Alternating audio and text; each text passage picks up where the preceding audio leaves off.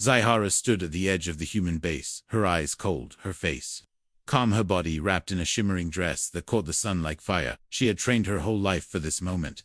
She was not just a diplomat, she was a weapon, a tool of the Zelari Empire, sent not to speak peace, but to bring downfall through charm, through trust, through seduction. The guards at the entrance did not stop her. They had been told to expect a guest from the stars. They stared at her beauty, but said nothing. Zyhara walked past them with slow, quiet steps, her long hair flowing behind her like silver smoke. Inside the base, everything smelled like metal, and fuel, and human sweat. She hated it already, but she kept her face smooth, no emotion, no weakness. She had charmed kings before she had seduced generals and made them cry out her name. In the dark, she could handle one human leader commander. Daron was in the main chamber reading over reports. His face was strong, but tired. His beard trimmed his uniform. Worn but neat, he looked up when she entered, and for a long moment he said nothing. Just looked at her like he was searching for something in her face. "Welcome," he said, his voice low and warm. "I am Daron, and you must be Zyhara." She gave a small nod, her voice soft and even. "Yes, I am here to speak of peace between our people. I hope we can begin soon."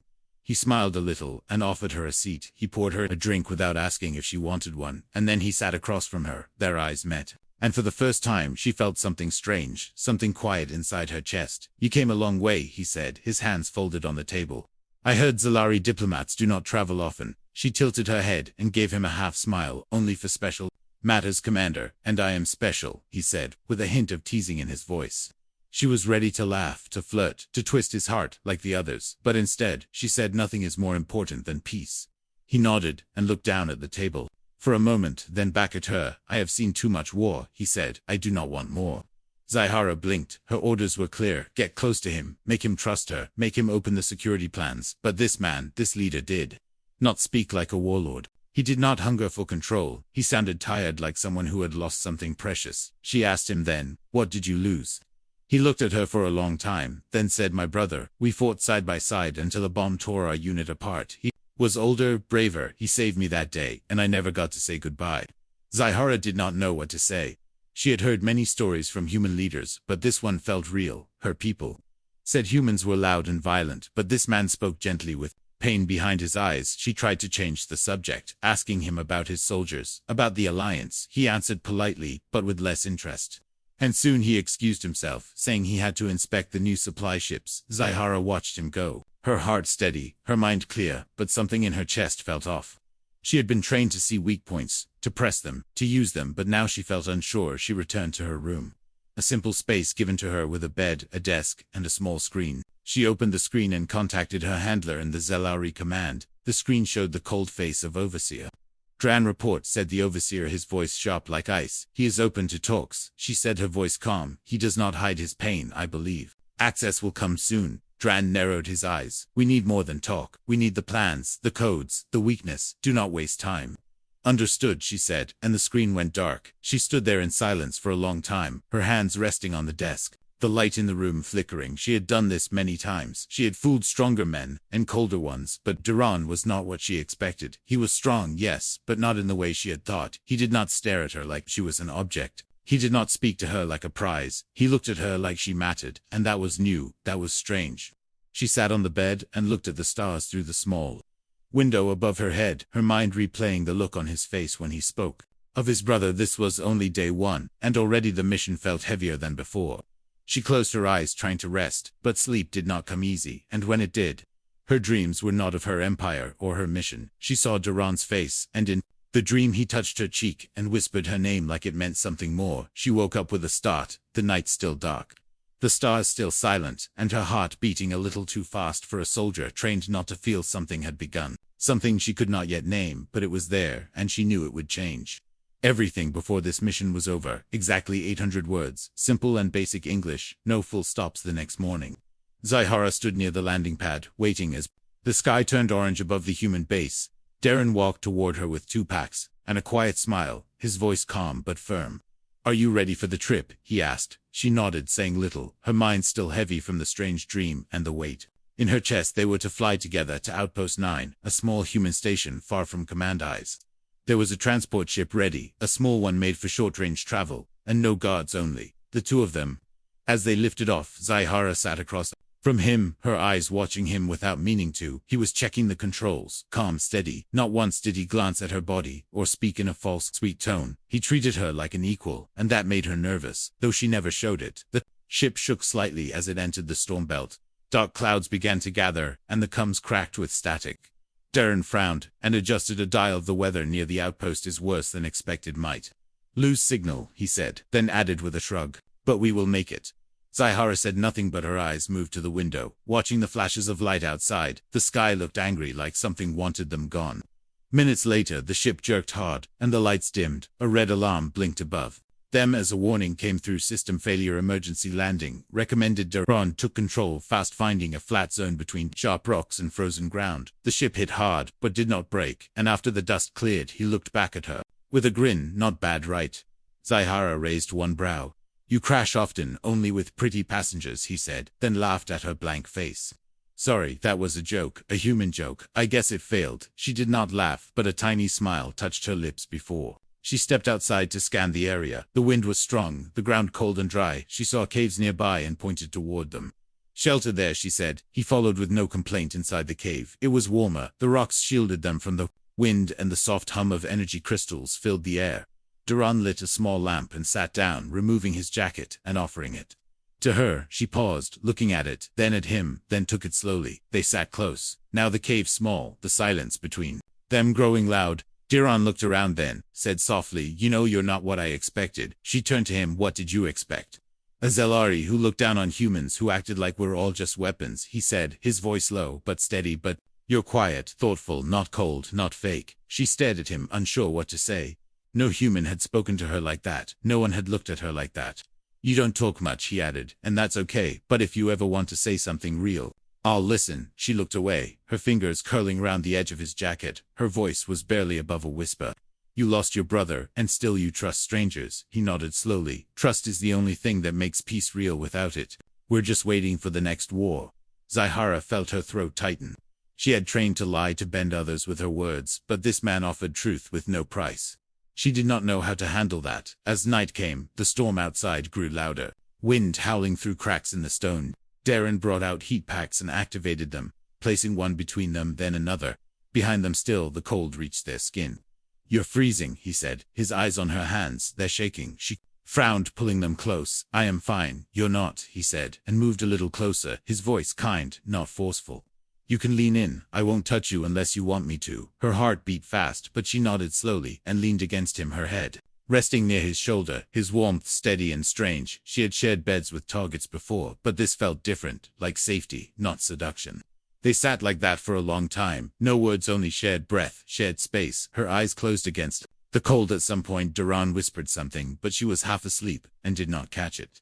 She only heard her name and the sound of care behind it. Later that night, she woke up with his jacket over her, and Darren sitting nearby watching the cave entrance like a god. She watched him in silence, wondering why this mission now felt less like duty and more like danger of the heart.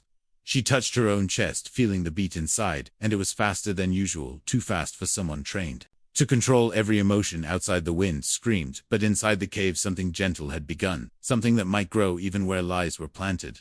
Zaihara closed her eyes again, knowing she would not report this moment, knowing she would remember it long after the mission ended, or maybe never ended at all. Zaihara opened her eyes to the soft glow of morning. The storm had passed, but its touch still lingered in the air. The rocks were damp, the cave silent, except for the low hum of the heat packs now fading. She turned her head slowly and saw Duran still watching the entrance, his eyes heavy from no sleep, his shoulders tense but calm. You did not rest, she said, her voice soft, her breath still warm from sleep. He looked at her and smiled a little. Could not risk danger while you were resting. It felt wrong. Zaihara sat up, pulling the jacket around her tighter. She wanted to say something, but nothing came out. Her training told her to play it cool, to speak with charm and distance, but none of it worked. When she looked at him, they stepped outside. Together, the wind had died. The sky above was clear and wide, with two suns rising, slow and red. Darren scanned the horizon, tapping his wrist pad. Signal is still dead, but I marked a path to the outpost. We can walk. It might take 3 hours, maybe more. She nodded without a word, and followed him as they began the climb over sharp stone and cold dirt. The path was narrow, and the wind returned in small bursts, pushing at her hair and cloak. After one long hour they reached a cliff, and paused. Darren took a drink from his pack and offered it to her. She accepted, but their fingers touched and she pulled back too fast. "Sorry," he said. She shook her head and looked away, the burn of that touch still warm on her skin. They moved on, but the silence between them was thick like smoke. They spoke only when needed, and even then the words felt heavy. Soon the cliff narrowed again, and Zahara lost her balance, her foot slipping on loose rock. Before she could fall, Darren grabbed her arm and pulled her close. Their bodies hit the wall hard, his hand on her waist, his face near hers, and she froze, eyes wide. His breath on her cheek, his touch firm but gentle. "Are you okay?" he asked. She nodded slowly, but neither of them moved. She felt it, then something strange, something wrong, but not dangerous. Her skin tingled, her heart pounded her legs. Shook. Zahara stepped back fast and said, "I am fine, thank you." Darren looked at her like he wanted to ask something, but he did not. Instead he turned and kept walking. They reached the edge of a dried stream bed and rested there. Darren removed his outer shirt, his undershirt soaked with sweat. He wiped his face and looked over at her, then frowned.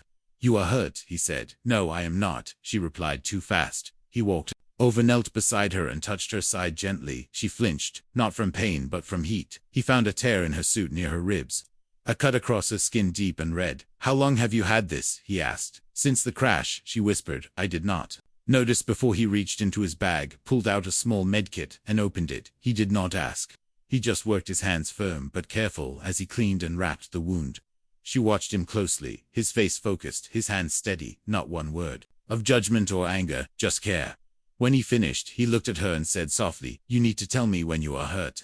"I cannot protect you. If I do not know, I do not need protection," she said, her voice sharp. "Maybe not," he answered, "but I am here anyway." She turned her face away, not wanting him to see the confusion in her eyes. She had been alone her whole life, trained to trust no one but herself. Now this man, this human, kept showing her things she was not ready to feel. They walked again. Slower now, her side aching, but her heart beating louder. By the time they saw the lights of the outpost on the far hill, the sky had turned gold, and the wind was gentle. Zahara felt tired, but more than that, she felt full of questions she had no answers for. As they entered the outpost, a small team greeted them, and gave them food and rest. Zahara sat alone in her room, later her hand resting on her bandaged side, her mind replaying the moment on the cliff again and again, his hand on her waist, his eyes looking into hers, like she was not a spy or a tool, but someone real, someone worth saving. She looked in the mirror and touched her face as if seeing herself for the first time. Without the mask, without the mission, she felt her skin warm again, and her breath catch. What is this feeling? She asked herself, not sure if it was fear or longing or something worse. Zahara closed her eyes that night, but sleep did not come. Instead, she kept hearing his voice, the way he said her name like it meant something to him. She had fooled many men before, but now she feared something else entirely. She feared she had fooled herself. Part 4. The night that changed everything. Exactly 800 words. Simple and basic English. No full stops. The lights in the outpost were dim, and the hallways were quiet. The walls hummed with soft energy, and the air smelled of clean metal. Zahara sat alone in her room, staring at the bowl of food in front of her. Untouched, her fingers trembled slightly, but she did not know why.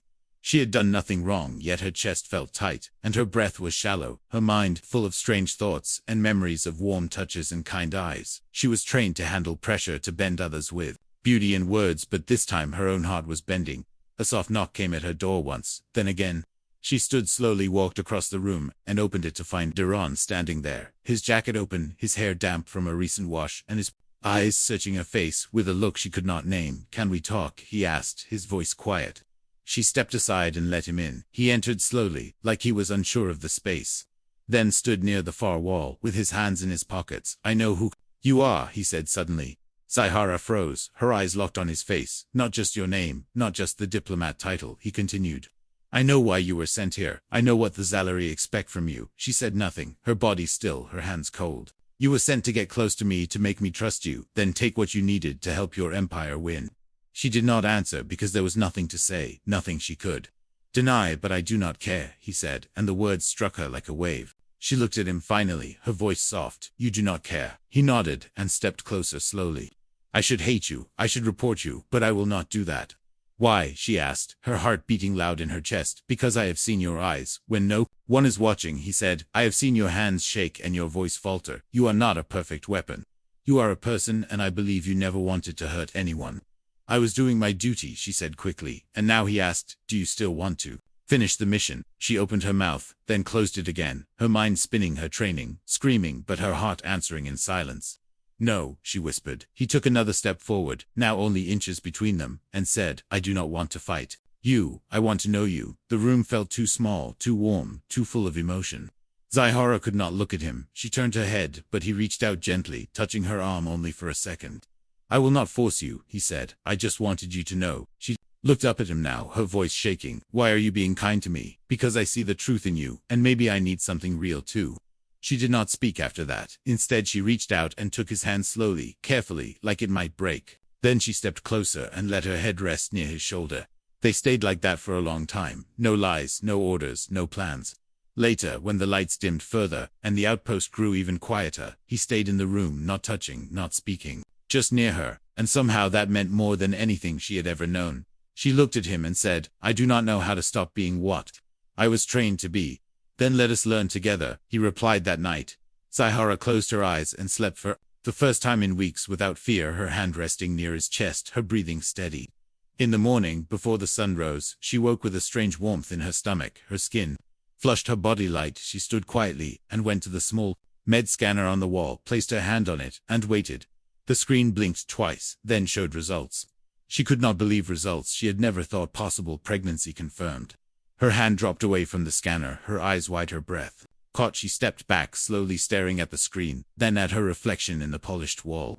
This was not part of the plan, not part of any mission, not even part of her imagination. She was Zellery. He was human. This should not be possible yet. It was real, and the life inside her was growing with every moment. She sat down on the floor, her hand moving to her belly, her mind blank. Except for one thought, everything had changed, and nothing could ever be the same again. Zyhara stood at the edge of the landing pad, her heart pounding faster than ever before. The shuttle was ready to take her back to the main human base, but everything inside her told her not to go. She kept one hand near her stomach, as if she could hide the new life growing there, even from herself. Darren stood beside her, his eyes scanning the skies, but his thoughts were clearly on her. He had not spoken much since she told him she needed to return. He had only nodded and helped her pack, but now the silence between them was too heavy to hold. You do not have to go alone, he said, his voice low and calm. I can come with you, I can protect you. She turned to him, her face soft but unsure. No, if they see you with me, they will suspect more. They already suspect enough, he frowned. You do not trust them. I do not trust anyone, she said slowly. Not anymore, not after what I carry now. Duran moved closer, and placed one hand gently on hers. We will face it together. I will not let them take you, or the child, she repeated quietly. The word felt strange on her tongue, both frightening and beautiful. She was not ready for this, and yet she had never felt more certain of anything. The shuttle lifted, and they flew in silence, the stars outside blinking like watching eyes. She kept her gaze forward, but her thoughts behind her, thinking of the night in the outpost. The heat, the truth, the moment she let go of duty, and chose something real. When they reached the base, she stepped off alone. Darren stayed inside the shuttle, as planned, watching from the window, ready to escape if needed. She walked through the cold holes, her face blank, hiding everything inside.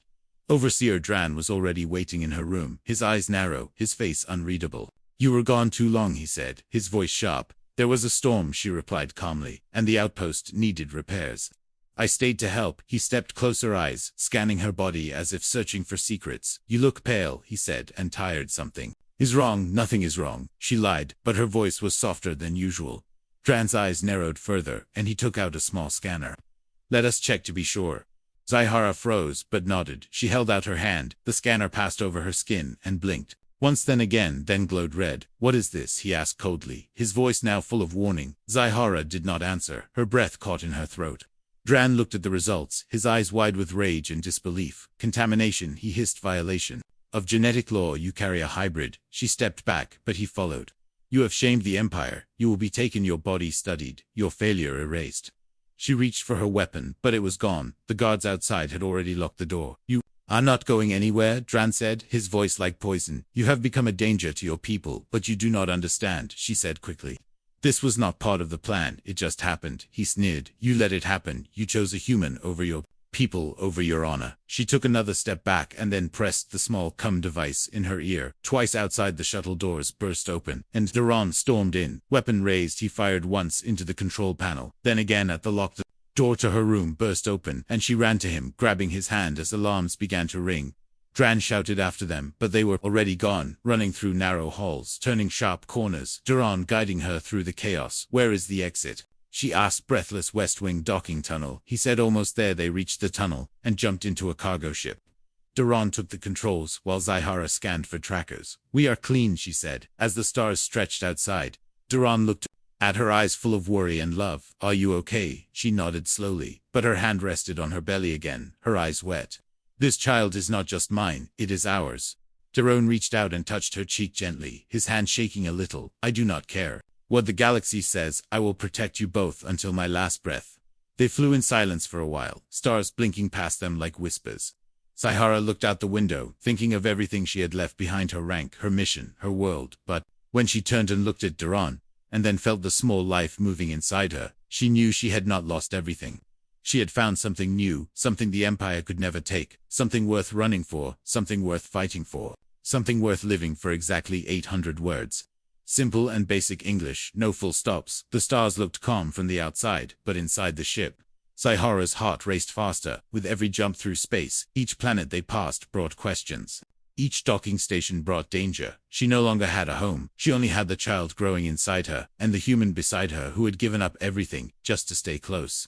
Duran moved through the ship with steady hands, always checking the system, scanning for signals, plotting paths that were less traveled. He did not speak much now, only when needed, but every word held warmth.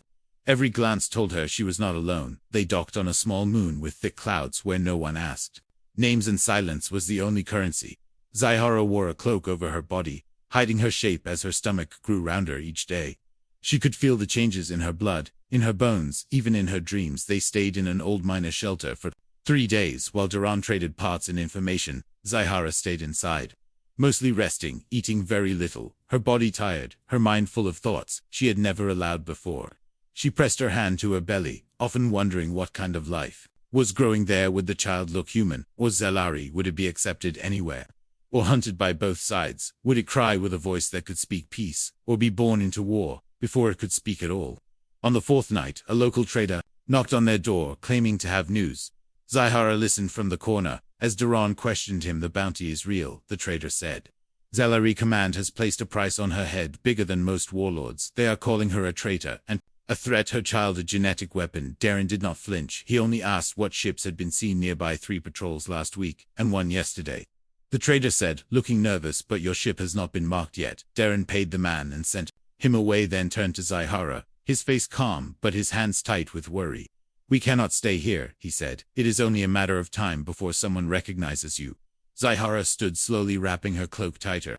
I know, but I am not sure how much longer I can travel. He looked at her belly, then at her eyes. You are strong, and I will carry you if I have to. She wanted to smile, but the fear was stronger now. Fear for the child, for him, for the future that was closing in like a shadow. They left that night, flying low through dust clouds and broken satellites. Duran charted a course toward the old neutral sectors, where laws were softer and questions fewer. But even those places whispered with Zelari fear. They passed through a derelict space gate and entered a system full of broken moons and glowing rings. Zyhara felt a pull in her chest as they neared an old Zelari outpost, now abandoned and full of dust and ghosts. We will rest here, he said. No patrols in days, and the structure is strong enough to block scans. The outpost was silent, but clean inside, lights flickering on after years of sleep. Zyhara found a soft room with a medical unit and sat down. Her breath slow, her hands shaking more than she wanted to admit. Duran stood in the doorway, watching her with quiet eyes. You need help, he said. I will search the medcore, maybe find something safe for you. She nodded, and he left. She leaned back, closed her eyes, and placed both hands on her belly. The child moved again, soft but clear, and she whispered a promise. I do not know where we will go. I do not know who will help us, but I will not let them take you. I will not let them say you do not belong. Her words barely faded when the lights blinked once, then again, then turned red. Intrusion alert. She stood fast, her body heavy, her heart wild. Duran ran back in his eyes, wide. They found us, how? She asked. No time, he said. We must run now. He helped her up, and they moved through the halls fast, but careful sounds of landing. Kia shook the roof, dust falling from the walls. They reached the hangar, just as the outer doors opened. Zelari scouts stepping through, armored and armed. Duran fired once, then twice, covering her as she ran to the ship. He was right behind her, closing The ramp and lifting off as blasts shook the air and the sky. Again she held the wall to stay steady, her body in pain. Her eyes full of tears. "We cannot keep doing this," she said. "They will chase us forever." "Then let them, Duran," said his voice, firm. "We'll keep flying, keep fighting until we find a place they cannot touch." "Where is that?" she asked. He reached out and touched her belly gently. "It is wherever this child takes us." She nodded slowly, feeling something new grow, beside the fear, not hope. Not yet, but something close, something like strength, something like love with teeth. They vanished into the stars, hunted and tired, but still together, still burning with the fire no empire could kill. The ship floated in silence, above a cold green planet, far from war, far from empire.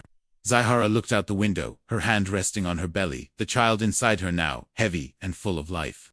She could feel each shift, each stretch, each silent promise of arrival. Her eyes were tired, her body weaker, but her spirit held strong. Darren stood beside her, hands on the control panel, eyes watching the soft blue sun rise over the distant hills. The scanners showed no ships, no signals, no signs of danger, only wind and quiet air. He turned to her and gave a small nod. "We can land here, no one will find us, for now the air is safe."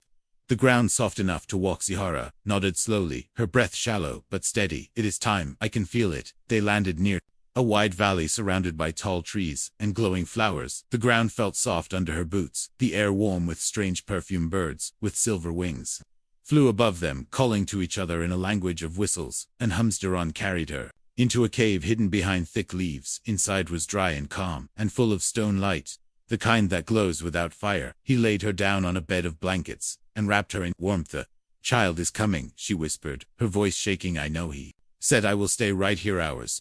Past each moment filled with pain and fire, Zahara held his hand with strength that surprised them both.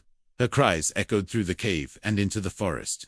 But no beast came, no enemy moved, only stars above, watching in silence. And then a sound filled the air, not her voice, not Darren's, but the cry of a new life, sharp and clear and strong. The child had come. Zahara held the baby close, her eyes full of tears, her hands trembling. The child was small, with soft skin that shimmered like starlight, and eyes that blinked open wide and bright. "Is a girl," she said, her voice full of wonder. Duran knelt beside them, smiling with tears in his eyes. "She is perfect, she is our Zahara," kissed the child's head, her heart full in a way she never imagined. She had held death before. She had carried lies and fear, but now she held something pure, something whole, something no war could erase. But peace does not last in silence for long. The ship's warning light blinked once, then twice, then flashed. Regulatory ship incoming, high orbit scanning for heat. Life signs, contact in 5 minutes. Zahara's grip tightened on the child, her breath caught in her throat. "They found us," she said. Darren stood quickly, checking his weapon, checking the ship. "But they will not take you. Not today, not ever." She looked up at him, her face calm now, her eyes clear. "We cannot run again, not with her, not like this." "Then we do not run," he said. "We stand." He opened the ship's old vault and pulled out the last piece of hope, an ancient Earth artifact, a small silver orb, made from lost tech, something he had saved for the worst moment, something forbidden and forgotten. He pressed it to his chest, and it glowed, wrapping around his body like living armor, smooth, silent, and full of fire. Zahara gasped. "What is that?" "The last defense," he said, "the last curse, and the last promise." Zelari's ship broke through the cloud's engines, screaming lights sweeping across the valley. Soldiers dropped from the sky, their suits shining, their orders clear. "Retrieve the traitor, erase the child." But they did not expect what they saw. Ron stepped forward, glowing like a storm, the orb pulsing with power. The soldiers paused, unsure, their scanners blinked. Confused. "The child is not a threat," he shouted. "She is a bridge. Your war ends with her, not by her hand, but by her birth." The commander of the squad stepped forward, weapon raised. "Traitors do not give speeches, then listen with your eyes." Darren Sijiho stepped out, holding the child, the baby now quiet, her eyes glowing violet, not blue, not red, not any color known to one race, but a blend, something new, something never seen before. The soldiers stared in silence. The commander hesitated, then lowered his weapon. A small voice came from behind the trees. Another ship landed, not Zelari, not human, but mixed fighters, rebels from both sides. Drawn by the signal of the orb, drawn by the cry of the child, "We followed her voice," one of them said. "We heard something pure." The Zelari soldiers backed away one by one, not ordered to kill, only told to capture, and now unsure of what they found. Zahara stood tall, her child in her arms, Daron beside her, the forest watching the stars, waiting. "This is not the end," she said. "This is the start." And as the baby reached up, her tiny hand opened toward the sky. The air shifted, the light changed, and something deep inside every witness broke and healed at once. They had called her a mistake, a weapon, a danger. But now, they saw her truth. She was a child of two worlds, born not from war but from choice, and no empire could stop what came next.